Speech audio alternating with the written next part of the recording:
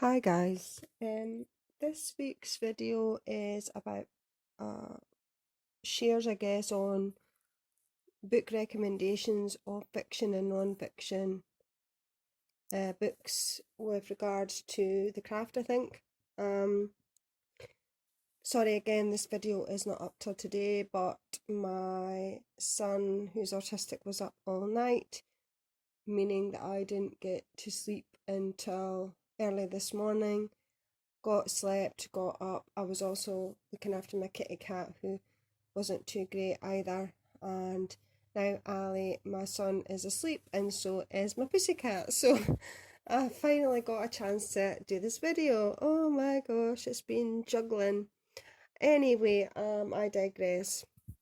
I'm going to put a little different spin on this week's topic, basically because I don't want to keep kind of raking over the same coals as all the other hosts have, maybe putting a little different take on it. So the way I'm looking at it is this: a lot of books that I read anyway are not specifically really witchy related, as in specifically geared up for the path. A lot of books I read are about the area that I live in now, the area I grew up in, areas that are connected in with my ancestry and family, and like their history, lore and connection with those areas. Also things like different plants and trees and wildlife that grow and are around those particular areas. So that's kind of more the books I'm tending to kind of gravitate towards.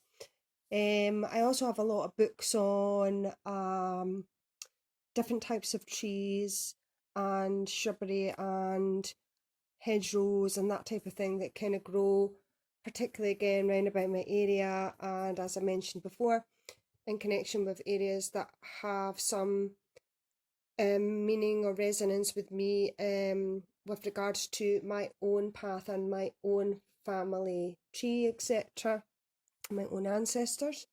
But what I would also say is I find very much that I home in on nature as a whole. Like, I use what I see around me to guide and influence me and to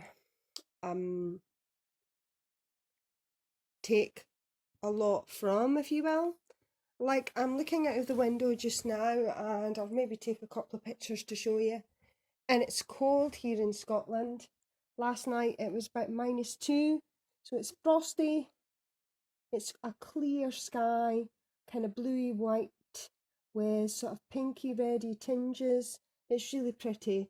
And when I look out of the window, that kind of thing really, really inspires and really, really resonates with me, because that is a big part of my path and it's a big part of what kind of makes me tick, what kind of inspires me in my everyday magic, my magical and mundane life, and the type of spell workings that I do and my dailies that I do particularly really resonate with what I'm seeing outside, the weather, the elements, everything like that.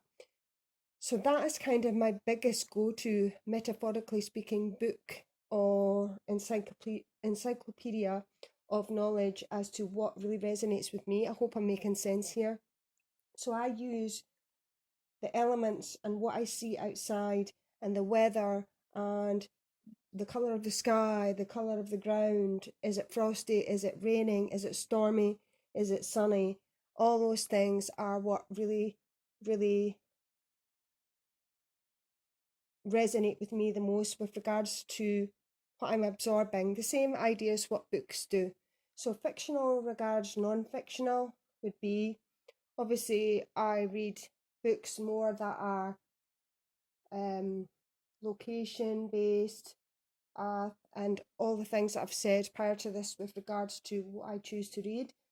Regards fiction, yeah, I do read some fiction, but I'm very much into Scottish history, so I resonate with a lot of books that home in on that. Some are loosely based on the individuals in question. Some are, they say, more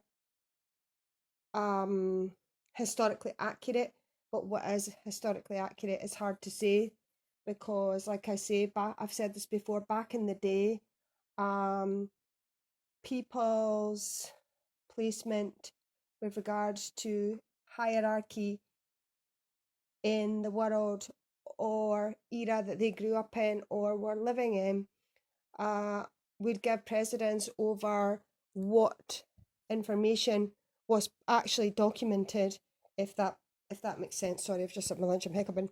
Um, so I would say it's a combination, and I don't really look at something and go, that's fictional or non-fictional. I'm drawn to this more than that. If I'm drawn to a book or if I'm drawn to a source, then I just go with it. So I'm going to take some pictures and show you what I mean by um how what I'm saying now really resonates with me, and hopefully you'll get what I'm talking about. Anyway, I hope you enjoyed. Lots of love, and I'll catch you next week. Bye.